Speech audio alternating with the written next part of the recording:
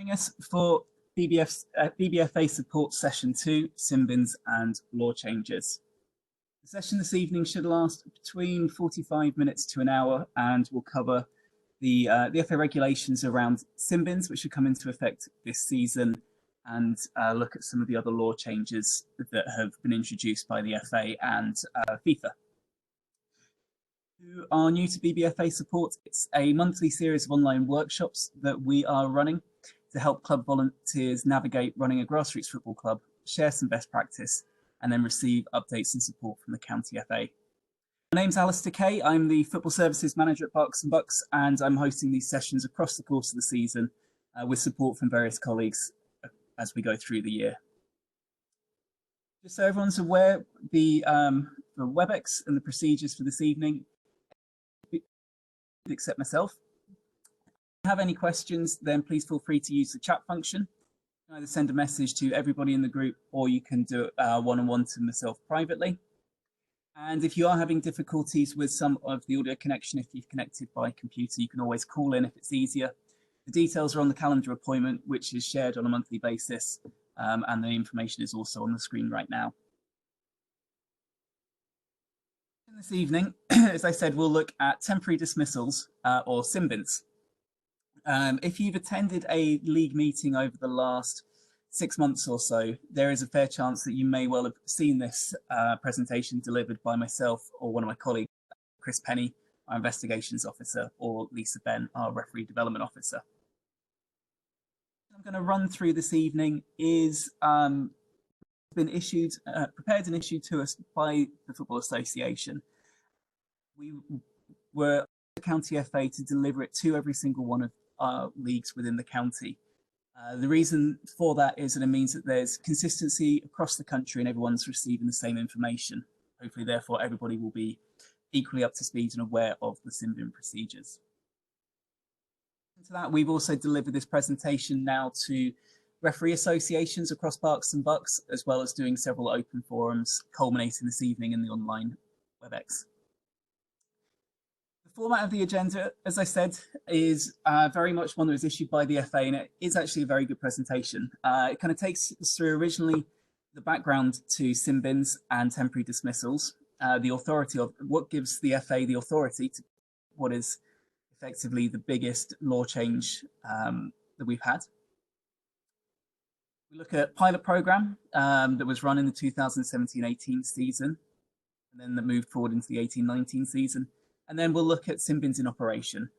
There's open forum at the bottom, as I've said. If you have any messages throughout or any questions, feel free to drop it in the chat function. I've got it up in front of me, so I should be able to keep track of it as we go.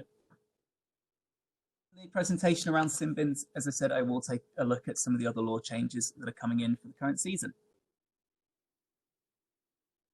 The authority. For what is it that gives the FA the right to introduce what is one of the biggest, most seismic law changes to association football in a long time? Well, football laws are set by an organisation called IFAB, which is the National FA Board, and is made up of representatives from FIFA and the 4 home nations, kind of as a testament to our role in establishing the game and codifying it 150 odd years ago. So IFAB set the rules for football. Is a global body, and they have to take into account the global impact of any regulations that they introduce. At the forefront of their mind when they looked to allow national associations such as the FA the opportunity to introduce Simbins, or temporary dismissals, for portions. In about March 2017, IFAB allowed national associations to introduce Simbins, or temporary dismissals, for either all cautions or selected cautions only. The emphasis here was on really on grassroots football. The way that the law changes have been written and introduced mean that the FA is only allowed to introduce it in amateur or grassroots football. I think we're going to be seeing on Match of the Day anytime soon, and they have their own issues at the moment in the professional game as they adapt to the introduction of VAR. However, the FA looked at this as an opportunity really to try something new, and wanting to be at the forefront of innovation and continuing to push the game forward, agreed to adopt a pilot that would look at introducing temporary dismissals for dissent cautions only. I'll come on to why it was chosen for dissent shortly. But I did want to highlight at this stage that some areas of the way that the FA has introduced the pilot are actually different to how other countries have introduced it. As I said, IFAB gave national associations a fair amount of leeway as to how they saw fit to introduce this as a pilot program. And it gives us an opportunity actually to try it out in different formats across different countries with a view that maybe in 5 to 10 years' time, IFAB, FIFA will agree on a unified single way forward for it. At the moment, as I said, for the FA, we're looking solely at dissent. Decision in March 2017, the FA agreed to launch a pilot program for the following season, the 2017-18 season. They put the call out across the country, and ultimately 31 leagues came forward to agree to be an early adopter and to pilot this program. Now, those 31 leagues were across all types of the game. So we're looking at Saturday football, Sunday football, midweek, male, female, adults, and youth. The only criteria was that they had to be operating at step 7 of the National League system and below. The introduction of sin bins in England has been for dissent cautions only. So you may be wondering why it is that we're focusing so much on dissent. Well, first and foremost, dissent of why the FA have introduced the Respect programme 10 or so years ago. It was something that was highlighted as quite a major issue within the game and something that was really impacting on the enjoyment of all participants, whether it was players, referees, spectators, or club officials. I did a little bit of research into this and highlighted that actually dissent accounted for 73,500 cautions in the 2016-17 season, which actually amounted to about 25% of all cautions that were issued that year. Secretaries listening in will have seen that figure of 73,500 cautions, and will also have translated that means 70. This is where I always get my maths wrong. £735,000 in disciplinary fees across the country for cautions for dissent. Carries with it a £10 fine. That's a lot of money that was being taken out of players' pockets, but because of a behavioural issue around dissent. It's something which separates dissent cautions from all other types of yellow cards we see in football. If you look at the different categories of yellow cards we have, we're looking at unsporting behaviour, so sort of the catch-all topic or category for a foul tackle. Fast and physical game like football, it's seen as inevitable that occasionally players are going to miss time tackles. So foul tackles are part of the game, and it's something that perhaps isn't going to be going away anytime soon. It's a natural part of football. You then got a series of what are effectively technical infringements. Categories such as delaying the restart of play, failing to respect required distance, or entering or leaving the field of play without the referee's permission.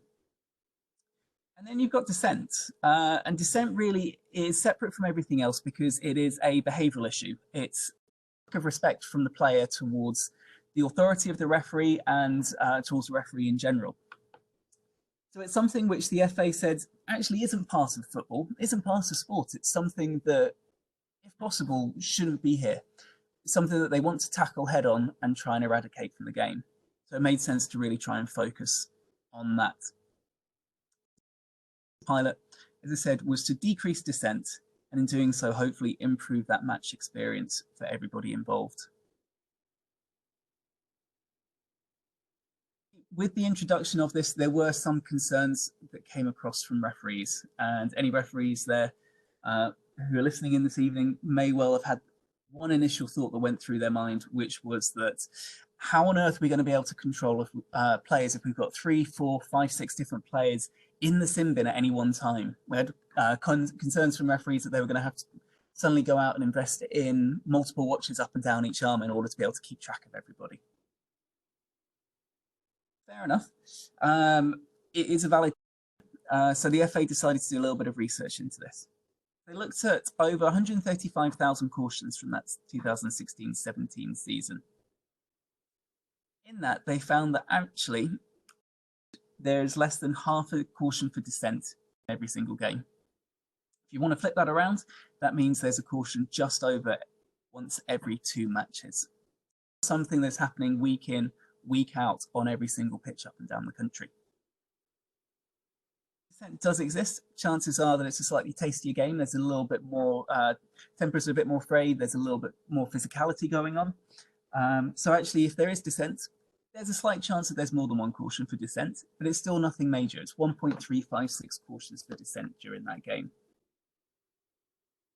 Another way, it means that for every 3 matches, there will be 3 matches where there is dissent, there will be 4 cautions for dissent issued.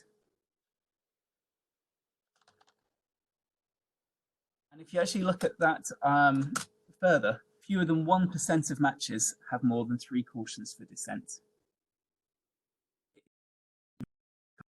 You are going to have multiple players in the sin bin given time. And as referees will probably tell you, the chances of happening within the same 10-minute period is remote. If there is a decision which has proved unpopular or the players are disagreeing with, chances are there are multiple players disagreeing about the same decision, showing dissent at the same time. Or once you've cautioned one player for dissent and that team's been reduced by a player, actually the rest of the players on that team are less inclined to give dissent towards the referee. From clubs as well, as you might imagine, was something new and so major coming in. And you may remember I mentioned earlier that every caution carries with it a £10 admin charge. The initial concern from clubs was really that this was going to be another money-making machine from the FA.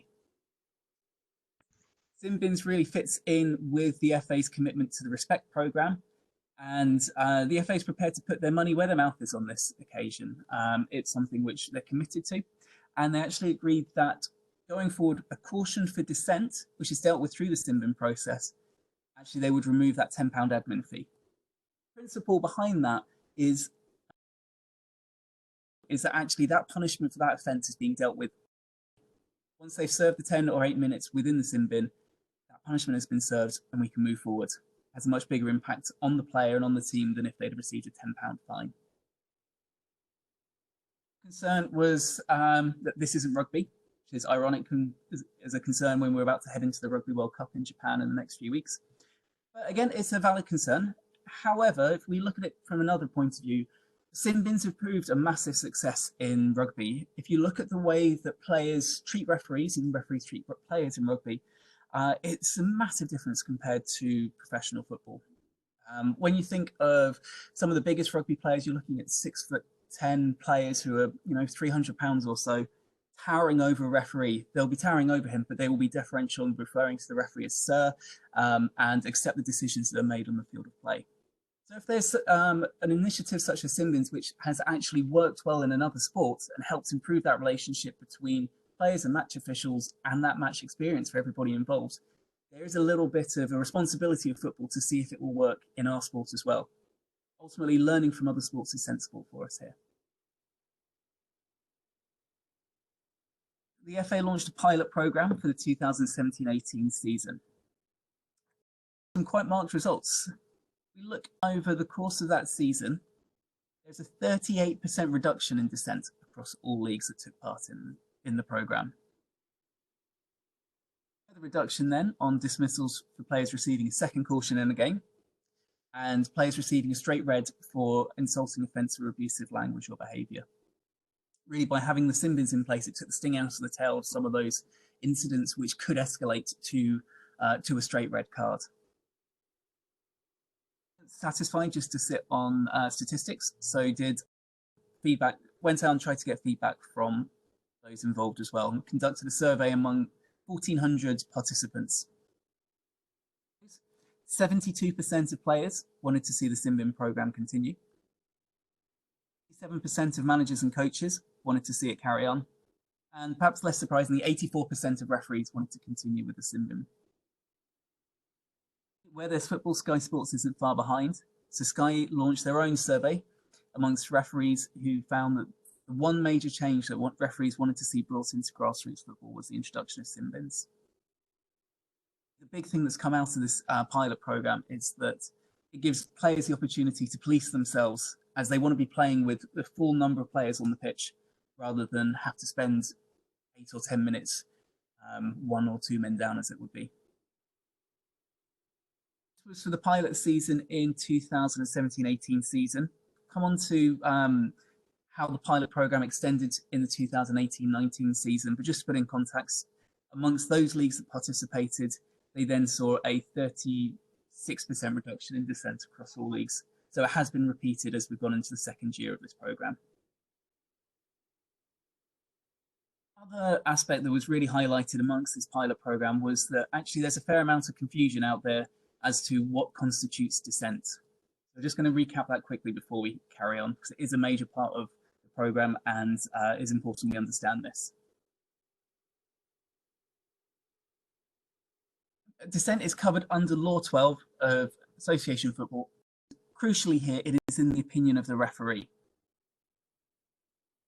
That means it is in the opinion of that individual referee on that day context. So you may make a comment to one referee one week and only receive a warning. However, you may make the same comment to a different referee the next week and actually get cautioned for dissent. It comes down to that opinion of the referee who is trying to manage a game. So they're dealing with the wider context of what is happening across that game on that weekend. Whereas on one weekend, the referee may feel they're able to manage it with a warning or a telling off. Another weekend, it may be more appropriate to go through a caution for dissent. It's cautioned if they are guilty of dissent by words or by action. Now, the by action part is one area that does trip some people up. The way to try and describe it is if you think about Wilfried Zaha, I think it was, in the Premier League last season playing for Crystal Palace, who managed to get himself sent off for, I think, sarcastically applauding the referee twice within the space of about 5 minutes. That's a classic example of a player showing dissent towards a referee by action. It doesn't have to just be verbal. Kicking the ball away, depending on the context, could be either seen as dissent or delaying the restart of play. So if you think the player just gives away a free kick, as they're running back to defend, they tread on the ball and roll it backwards 10-15 yards or so. What they're trying to do there is delay the restart of play, give their team an opportunity to get back, set up the defensive lines, and have a better chance of defending the oncoming attack. Delaying the restart. The player had given the free kick away, picked up the ball and kicked it into the field next door. That's a much more public show of dissatisfaction with the referee as an act of dissent. Is the definition for use of offensive, insulting, or abusive language or gestures towards a referee. That has not been and should not be considered dissent. That is a sending off offence. If a player swears at the referee, they should be shown the red card for use of abusive language. Ultimately, it's the responsibility of the clubs to try and control their players, whether that's players controlling themselves, the captain taking a bit more responsibility, or the manager and coaches trying to control their players a bit more on the field of play. And ultimately, the use of the sin bin gives the management team the opportunity to calm a player down, sent off the field of play temporarily. Or just looking at the next steps the FA took following that successful pilot programme. For the 2018-19 season, the season just gone, the 31 leagues on the pilot continued, as you might expect, and county FAs had the opportunity to nominate leagues at step 7 and below to be considered as early adopters. County FAs then had the opportunity to use sin bins in county cups.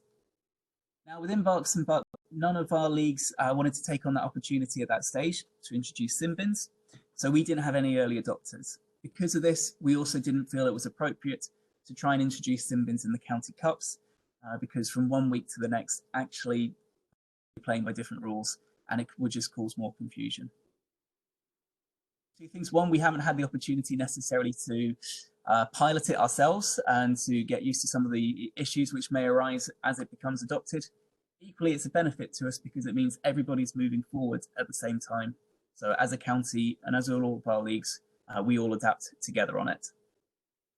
Ultimately, though, across the country, an additional 60 or so leagues did become early adopters for the sin bins and join that programme for the 18-19 season.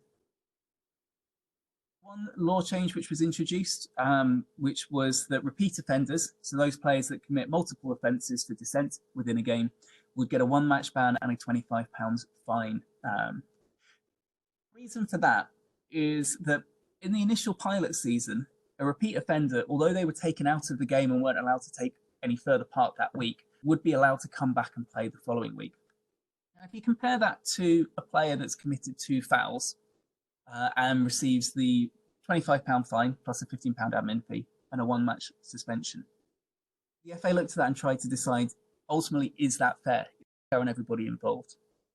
You've got a player who may have brought down a player tactically, try and break up a promising attack, or may have been done for pace a couple of times by someone sprinting down the wing. They've committed 2 offences, which, as we discussed earlier, are part of football. It's a sporting offence. And they're excluded from being allowed to play the following week. A player that's committed 2 dissent offences, that has shown dissent towards a referee, been sent to the sin bin, come back onto the field of play, committed further dissent, is allowed to come back the following week. They've committed 2 behavioural offences and are actually receiving a lesser punishment. If we're really dissent from the game, it didn't seem appropriate. So the FA agreed to bring the sanction and punishment for repeat offenders for dissent in line with other yellow card offences. The other decision that was taken around August, September time of last year was that from the 2019-20 season, all leagues at grassroots level, including youth leagues, would adopt temporary dismissals for dissent, and that was a mandatory rule that would be introduced. Case as grassroots has been as those leagues operating at step 5 and below of the men's pyramid and tier 3 and below of the women's pyramid. So slightly higher than was initially anticipated, but it means that all football that's governed by county FAs abides by the same rules. So if we're introducing this for all league competitions, then we should bring cup competitions in line. So all cup competitions at grassroots level will now also adopt sin bins, and that includes all county cup or external cup competitions where there are no teams whose clubs play in the National League or above. Now, effectively means that all of our cup competitions, with the exception of the Senior Cup, will be using sin bins. The FA Vars, the FA Sunday Cup, the FA County Youth Cup, and the FA Interleague Cup will also be adopting sin bins. Moving forward, I just want to emphasise one of the key fundamental principles underlying the way the FAs look to adopt temporary dismissals and sin bins for dissent. We've mentioned is to try and reduce dissent, improve that playing experience for everybody involved. Also, it's that behaviour is dealt with on the day. The punishment that's served, the sporting sanction of a 10-minute suspension from the match, is dealt with on the day. It's served on the day, but actually once an individual has served that punishment, they're allowed to come back and contribute to the game and allowed to play on. It informs some of the procedures that we've got in place as we come and address issues around players that receive multiple offences in a match. The meat of it and what actually happens in practice on match day. For misconduct to be dealt with on the day. We are still asking the referees to report it to us. Reporting is still done in the normal system by the whole game, through the whole game system. As a referee, when you come to report your discipline for a match, you should now see that there are 2 options for a C2 caution for dissent. There'll be a regular C2, and then there's C2 bracket sin bin. Obviously, anything that we dealt with through the sin bin process will be that second offence. The reason we're asking the referees to report it to us is twofold. First is, as I mentioned, this is still a programme. It's still something that we have to report back to IFAB on so that they can monitor the impact of it in a global context. As I said, every national association at the moment has introduced it in their own unique way. And in order to get some consistency around the world in the next, it's important that we understand where it and how it's most effective. The reason that sin bin cautions will contribute towards the accumulation of cautions and continued misconduct. Club officials will know that there are sanctions involved for if a player cautions throughout the course of the season, and if a team continues to accumulate disrespect offences throughout the season. So those are cautions for dissent, red language, or proven misconduct charges. Through the sin bin process, we'll continue to contribute towards those charges. As I said, no admin fee for a single caution for dissent will be charged.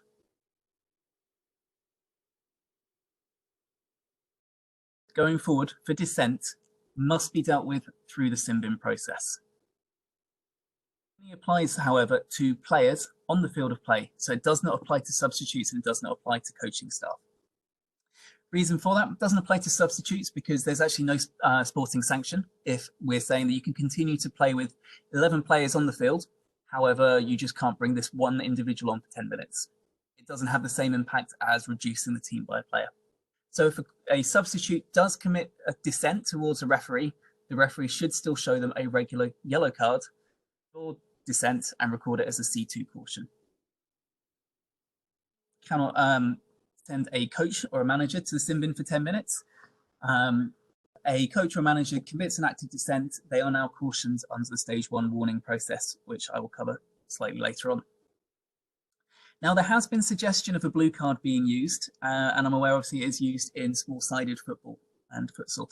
It has been raised with IFAB. However, at this stage, IFAB have not allowed national associations to bring blue cards into the game. So therefore, it's not within the FA's remit to introduce it. So we have to continue showing a yellow card for every cautionable offence. The referee continues to follow the regular caution procedure throughout this. So the advice to them is that they isolate the player as they would do normally, explain to that player that they are being cautioned for dissent, and at that point they are technically in the sin bin. I'll explain that in a second. Press the name of the player, note down their number. Probably a good time, or probably useful to record the time of the caution at that point, just so that, particularly if you're coming up to half time, you remember or you're aware how much longer to add once the second half starts. Show the player the yellow card and then point to the touchline where the player must go. There is no defined sin bin area. We're not asking councils and clubs to paint an extra box by the dugouts, square or something that the player must go and stand in. So as soon as the player is informed that they are in the sin bin and they're being cautioned for dissent, they are in the sin bin at that point. In the sin bin, 10 minutes for all matches of 90 minutes and 8 minutes for all other matches. Now that applies all the way down to under 7s football, where we're only looking at 40-minute matches, 20-minute halves. I think that actually if you're sending an under 7 player to the sin bin for 8 minutes, that's quite draconian if it's a fifth of the game.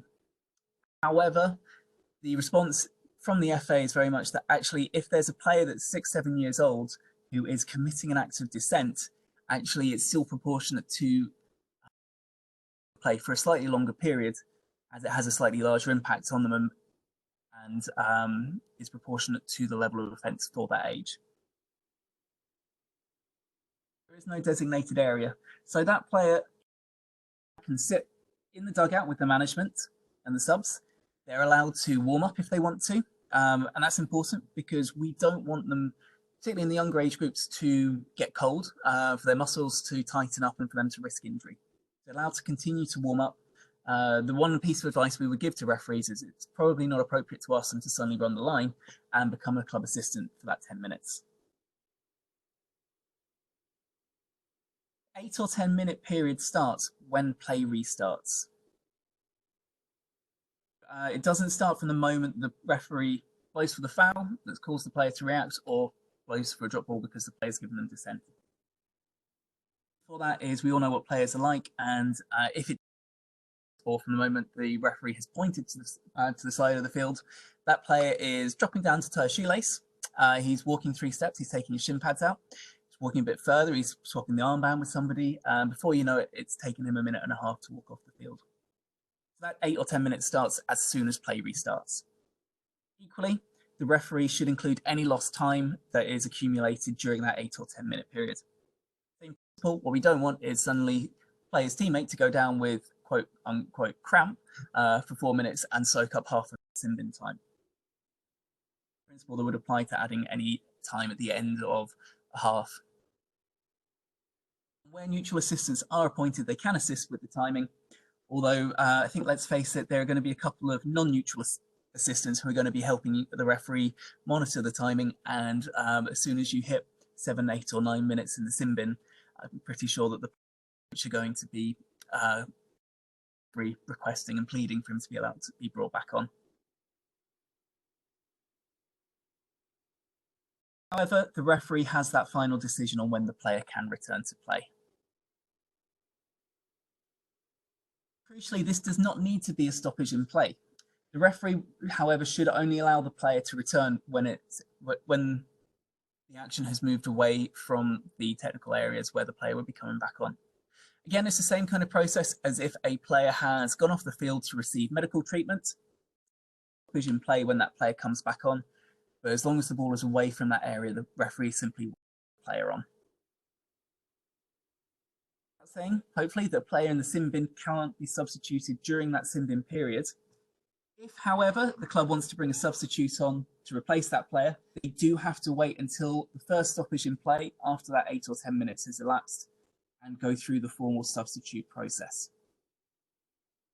Playing in a game with limited substitutes, so you're only allowed to bring on 3 subs from 5 players or so forth, and you have used all 3 substitutes up, sin bin is not an excuse to suddenly bring on a 4th substitute.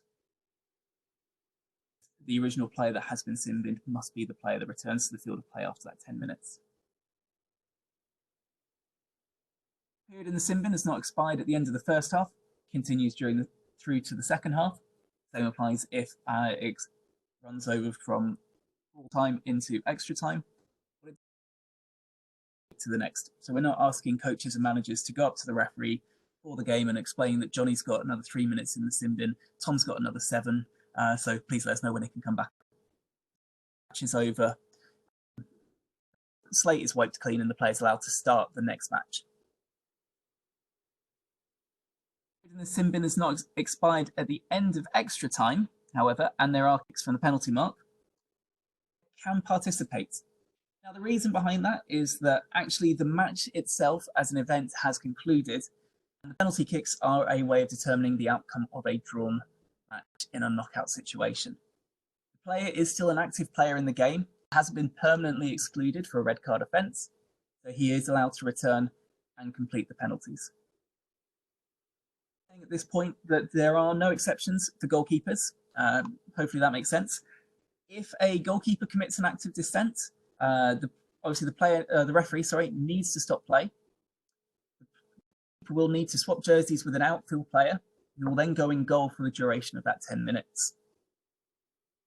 This has elapsed. The goalkeeper is allowed to return to the field of play in an outfield position if there hasn't been a stoppage in play. And then at the next stoppage, obviously he can swap jerseys again and go back in goal, swapping over with that outfield player that originally replaced him.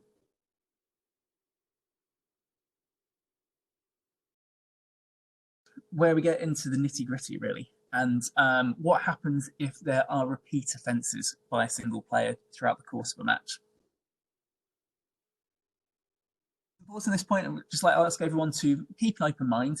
There are some complexities around it, and it may be slightly different to how you may have imagined it would be. But as I said, the emphasis really here is that we are looking for a player to serve their punishment on the day and to learn from their errors, as it were, in committing that act of dissent. Running through these in order. If a temporarily dismissed player commits another yellow or red card offence during that sin bin period, so during that 8 or 10 minutes, they cannot take any further part in the game and they cannot be substituted. It's actually shown a red card, for all intents and purposes, at that point, sent off. Now, if that sin bin player commits a red card offence, it makes sense that they wouldn't be allowed to come back on and play. They shouldn't get a free rein to go out and thump an opposition player just because they're in the sin bin. The reason that they're not allowed to return if they've committed a second yellow card offence during that 8 or 10 minutes is that they haven't actually served that punishment yet for that first offence. We're not wiping the slate clean. We're not saying you've served your time, now you're allowed to come back on and participate with all the full rights and privileges of another player. Punishment, therefore, they will be excluded. That player's served his 8 or 10 minutes in the sim bin, come back onto the field of play, and then commits a non-dissent caution, so brings down an opposition player, commits a foul tackle, so forth. At any time on the field of play, they will be allowed to continue to play. So they will be, although they will have been shown a second yellow card in the game, they're allowed to continue playing. Punishment for the first offence has been completed. Purposes, they are allowed to commit another yellow card offence without any further punishment. However, having served their first period in the sim bin, the player comes back on and commits a second dissent offence. A second period in the sim bin, so they'll receive a second period of 8 or 10 minutes. At that point, that player is not allowed to return to the field, however, they can be substituted. The behaviour of individual players here. So the FA's taken the approach that actually, if that player is committed 2 behavioural offences towards the referee, it's not right that they're allowed to continue. However, why should we punish the rest of their team for that one player's bad behaviour, and for that one player not being able to do the respect that they should do to the referee?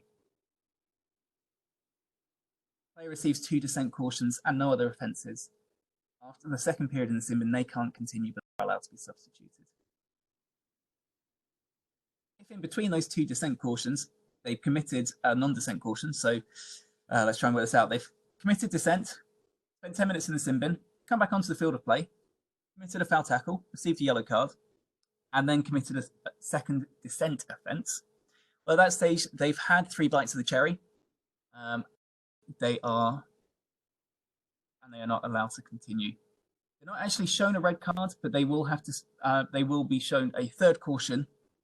For all intents and purposes, sent to the sim bin for a second period of 10 minutes, but they cannot return to the field of play and they cannot be substituted. Important to note, as I mentioned before, all other laws of the game remain unaffected.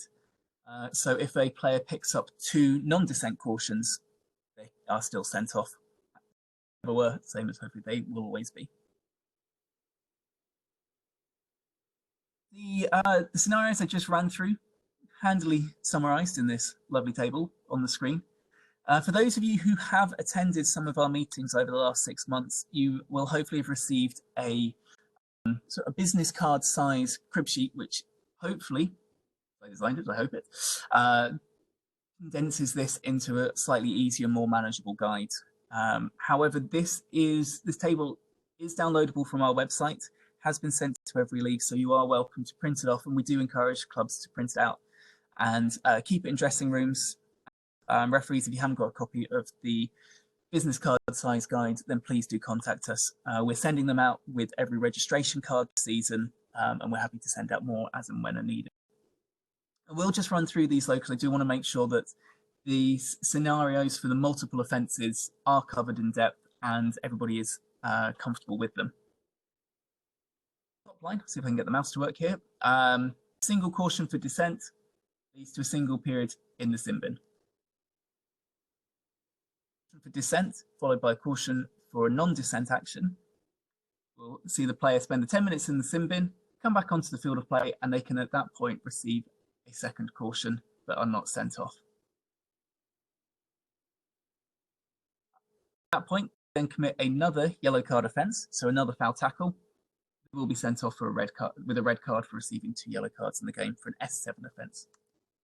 So in that sequence, committed dissent, spend 10 minutes in the sim bin, come back on, committed a foul tackle, received a yellow card and been allowed to continue playing, then committed a further foul tackle, and at that point they are sent off from the field of play.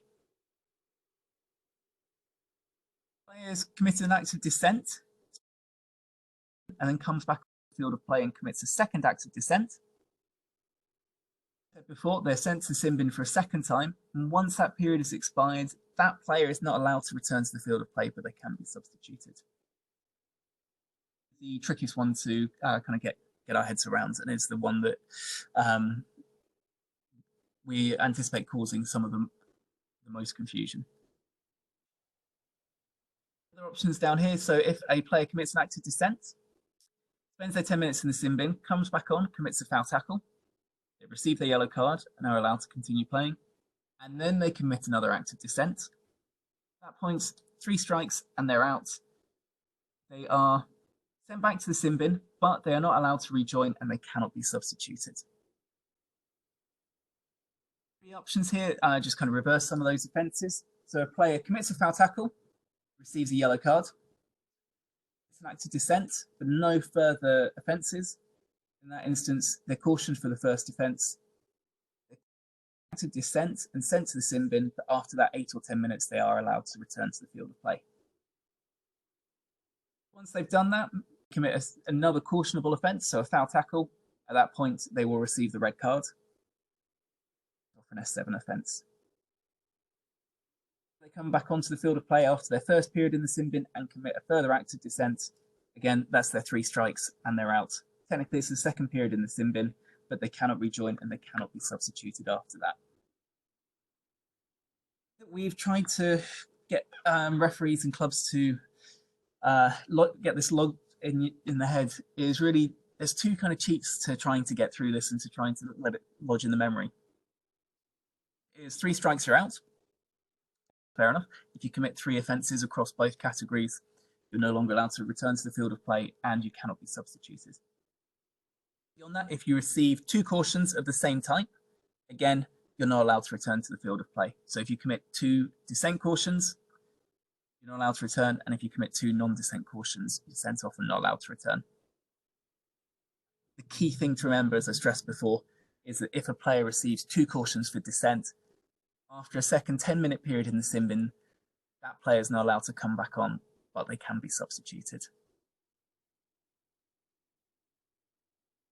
On to some frequently asked questions that have come up when we've done these presentations over the last, well, since we've been doing them over the last 6 months, but over the last 18 months that the FA has been delivering this presentation. First of all, do we think that the referee working on their own will be able to control that sin bin period? Think back to the start and the likelihood of multiple players being in the sin bin at the same time. Hey, it will happen, but it will hopefully, and fingers crossed, be very few and far between. Beyond that, provided the referee gets the procedure right, administers a caution sensibly and in the way they always have done, they should be able to manage the process. A way of managing to control that time, actually, you only need to remember one time, which is the time that the next player is allowed to come back on.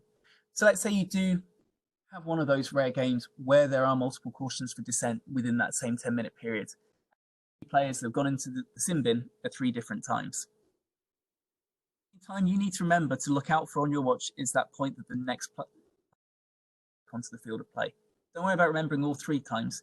Just remember that next time that player is allowed to come on. So if that player is allowed to come on in the 37th minute, as soon as it hits 37, wave them on. The next stoppage in play, get out your notebook, just double check what time the next player is allowed back on. Okay, he's allowed back on after 41 minutes, and then you only need to remember 41. Repeat that process and you should be able to manage it fine. Covered this one earlier on. Can a temporarily dismissed player warm up? As I said, we want them to avoid injury. The purpose is to remove them from the field of play. We don't want to risk them getting cold, getting injured. As I said, they can sit on the bench. They can get tactical instructions from if they want to. If they need to, they can run back to the changing rooms and use the facilities. As long as they're off the field of play, the game's allowed to continue. What happens if the team goes down to fewer than 7 players as a result of a temporary dismissal, or for mini soccer, below the minimum number of players allowed for a game to continue? Now, we initially had some alternative guidance, shall we say, from the FA on this, but we had clarification through from IFAB about 3 or 4 months ago, who have now confirmed that under the laws of the game, under the laws of football, if a team goes to below 7 players, for whatever reason, that game must be abandoned. However, that is extremely unlikely for it to happen. So I've been in this role for 4 seasons now. I think this is coming into my 5th season with Berks and Bucks. I think during that time, I've only been made aware of about 2 games which have been abandoned because it's gone below 7 players. And to be honest, when it does happen, actually it's be down to dissent, or it may well be that the team showing up for a match, actually they've only got 10 players. Player goes down injured quite early on. Suddenly they're down to 9. Players are getting knackered, or more likely to commit fouls because they're tired or stretched. Actually, may go down to fewer than 7 players, but it's not necessarily down to mass confrontation or serious misconduct. However, if they do go to below 7, because of a sin bin, that match should be abandoned.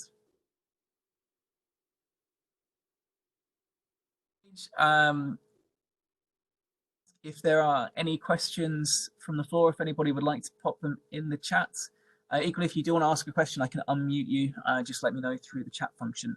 And if you're comfortable speaking to everybody, I can unmute you from my end. Is there any messages? If you do want to pop something in, please feel free to. Whilst you're thinking of any messages or typing them up, I thought I'd just take an opportunity to explain the impact we've seen here in Berks and Bucks so far. So we've done a bit of comparison, which is looking at the season so far.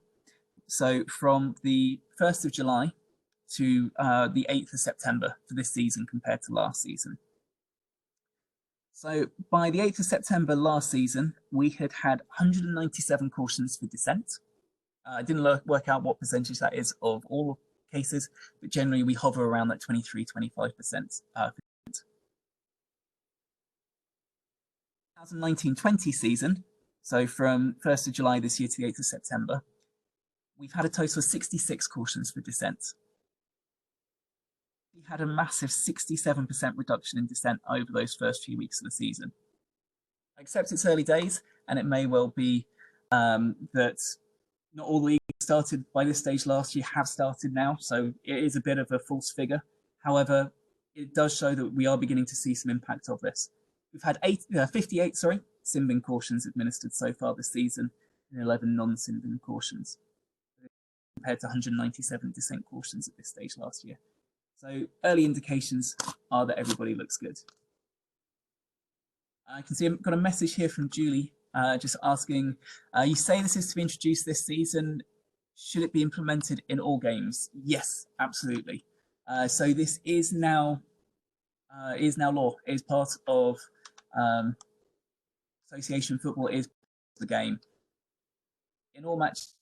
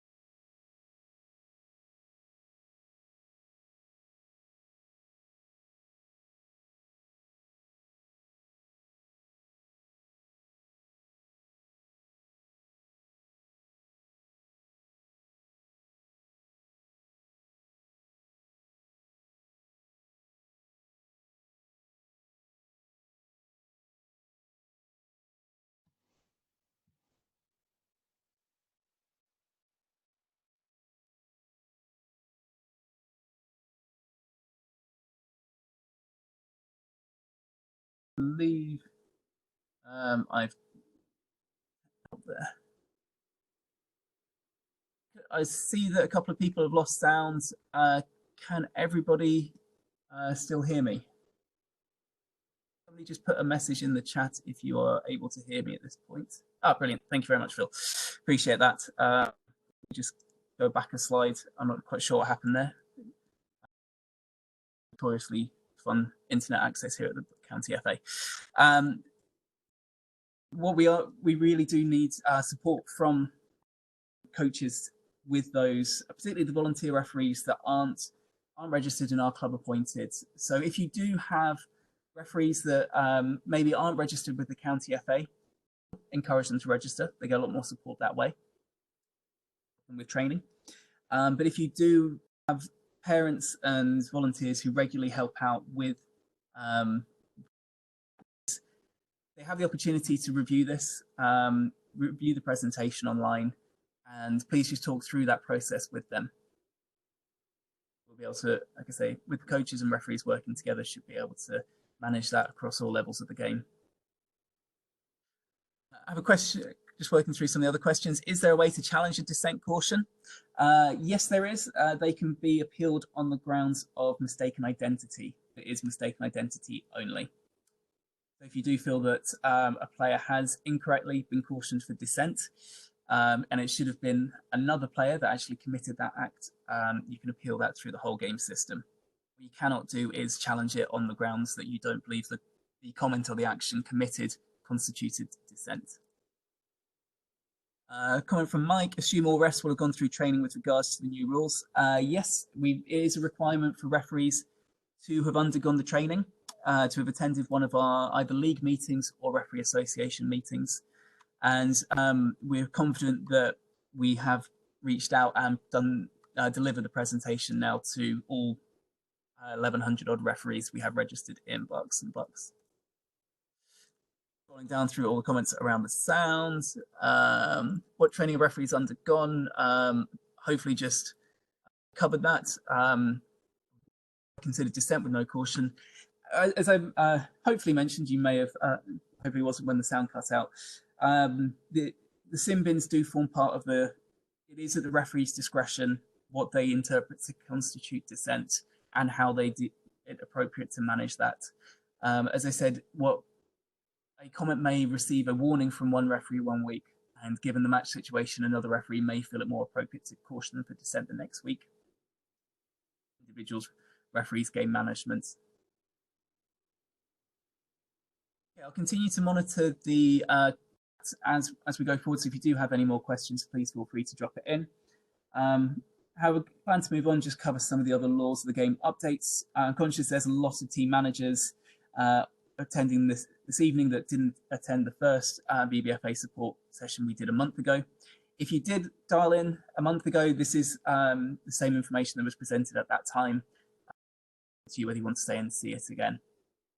So just looking ahead at some of those other law changes that are coming in. And the first one is quite a major one, which is the introduction of cards for team officials. So this follows a successful global pilot, which actually included the professional game here in England. I know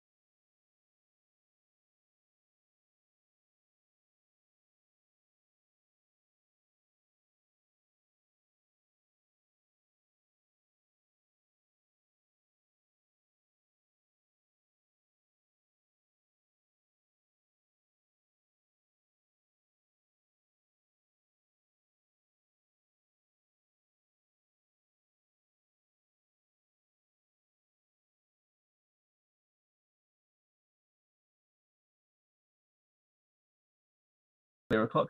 VAR. Yep. Lovely. Gotta love cool facilities here. Let me just make sure that the correct thing is being shared. Please bear with me. I'm just going to try and reshare my screen at this stage.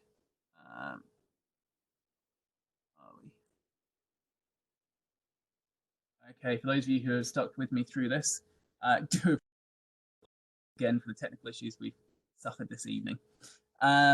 Next rule change that I just wanted to highlight was around goal kicks. The defending team can now play inside the penalty area after the ball has been kicked from a goal kick. As a Spurs fan, this absolutely terrifies me because we are terrible at playing out from the back. Is that it should produce a faster and more constructive restart for the attacking team. Opponents, however, must remain outside the penalty area and at least 10 yards away until that ball is in play. Our old friend handball has reared its head again with another law change. It's playing this one, but I think we've all seen quite a few controversies in the professional game over the last few months, going back to the Women's World Cup, around to Spurs against Man City a few weeks ago, and a couple of other incidents in the Premier League. The focus is now on the outcome or the impact of a play. So it's no longer around whether there's been a deliberate movement or action by that player to move their hand towards the ball. It depends on what the impact of that action is. The question that referees are being asked is, has an individual made their body unnaturally bigger? So is their arm or hand in an unnatural position that is increasing the playing silhouette and creating a barrier for the ball or the opponent outside of what is considered normal? And crucially, which is scored as a result of contact from a player's arm, as we have seen, whether it's deliberate or not, will now will not be allowed to stand. So will not be awarded. Playing silhouettes and a playing and a natural position. Just like to highlight in this picture. In this instance, apologise for how blurry it is, but if the contact with the upper arm here, that would have been considered an offence because actually the player is making their playing silhouette bigger. And although you may say it's in a natural position, actually they're gaining an advantage from where that arm is located. If, however, the ball had hit the lower arm, actually that arm is in that position to break the player's fall, to protect him from coming to harm, and is considered to be in a natural position, so would not be considered to be an offence. If it is a penalty, you can understand why the player over here in the background is looking quite so upset. As I said, that should not be considered an offence in this instance. Moving on, we've got the defensive wall. We've seen this as well in the professional game, so quite amusing results. If a defending team has 3 or more players in a wall, the attacking team are not allowed to have any players in that line of players.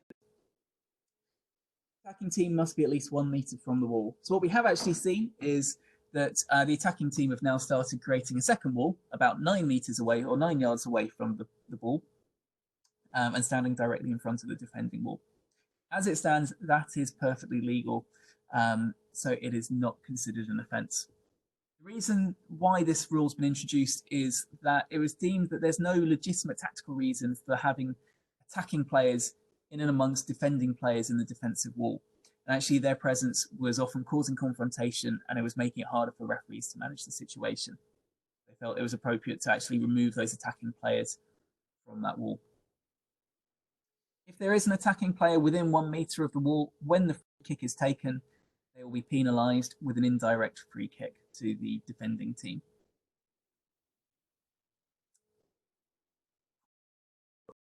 The team that wins the toss can now choose which end they want to defend, or they can opt to kick off. A change to how the laws used to be written, and balls can no longer be contested. In effect, they will be dropped to a player of the team who played the ball last, or if it strikes the referee, the team that played the ball last. The only exception is that any drop ball awarded in the penalty area will automatically be given to the goalkeeper, no matter who played it last. sadly get the comedy goals from where the ball goes into the net, having hit the referee. In that instance, as soon as it strikes the referee in the penalty area, it will be given as a drop ball to the defending goalkeeper. So that covers the presentation and the information for this evening. I just want to point you in the direction of some further resources if you did want to take advantage. First is the FA have actually produced some designated guides for players, club officials, and referees to support with the introduction of sim bins. I strongly recommend sharing this link amongst your players just so they get a bit of an introduction to the new procedures. I will send this out to all clubs at the beginning of next week at the very latest. But each one of those sessions is tailor-made for that category of participants. If you're looking for more resources on the Berks and Berks FA website, we now have a dedicated page to BBFA supports monthly WebEx sessions. It's got information about all the upcoming sessions and the topics they'll be covering, the dates of the sessions, and at the bottom of the page, you can actually get recordings of previous sessions. So all being well with all the technical issues I've suffered this evening, tonight's session will also be uploaded in the next week or so. If you want to know how to get there, this is a screenshot of the County FA website. Go through leagues and clubs across the top, club management, and then you should see BBFA support. The next session of these online webinars will be on the 10th of October at 7 o'clock. So it's the second Thursday of every month.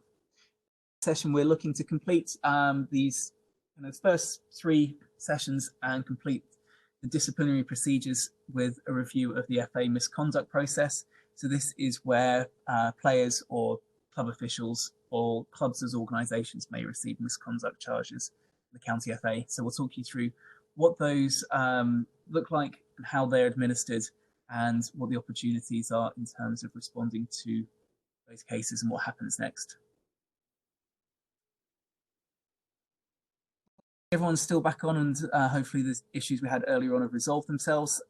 If there are any more questions, very happy to stick around and please drop them in the chat. Thank you very much everybody for attending. It's been great to see so many log on this evening. I hope you found it useful. I hope you come back and join us in a month's time. If you have any questions in the meantime or feedback, you can tweet us at BerksBerksFA with the hashtag BBFA support, or you can always drop me an email. I'll make sure I get a notice out week beginning the 6th of October, just confirming the information of what is going to be happening in next month's session. Beyond that, thank you very much all. Hope you have a pleasant evening and I will speak to you all soon.